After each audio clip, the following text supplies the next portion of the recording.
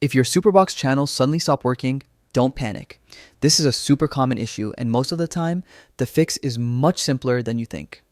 In this video, I'm going to walk you through the most reliable steps to get your channels back fast.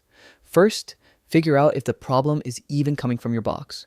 Superbox servers sometimes go down in certain regions or for specific channel categories. The easiest way to check is by looking at Superbox Facebook groups or Reddit discussions.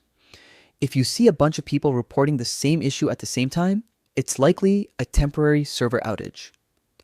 In that situation, all you can really do is wait for the servers to come back online. If it doesn't look like a server problem, the next thing to check is your internet connection. Restart both your router and your Superbox by unplugging them for a couple of minutes. When they power back on, test your channels again.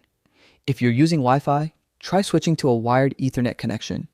It's much more stable for live streaming. Remember, live TV needs at least 8 megabits per second, but 15 megabits per second or more is ideal to avoid buffering, freezing, or pixelation, especially during busy evening hours. If your channel still won't load, you can do a factory reset, but only as a last resort. Go to Settings, open Device Preferences, and select Reset.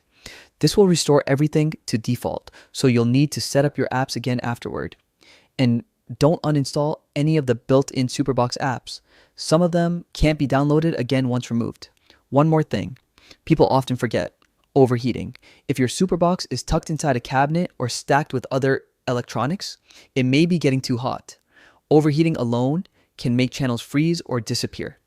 Give your device some open space and airflow and clean off any dust. If you've tried all of these fixes and nothing changes, reach out to Superbox support and open a ticket. Make sure to include when the issue started, which channels aren't working, and what steps you've already tried.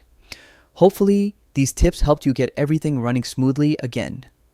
Thanks for watching, and I'll see you in the next one.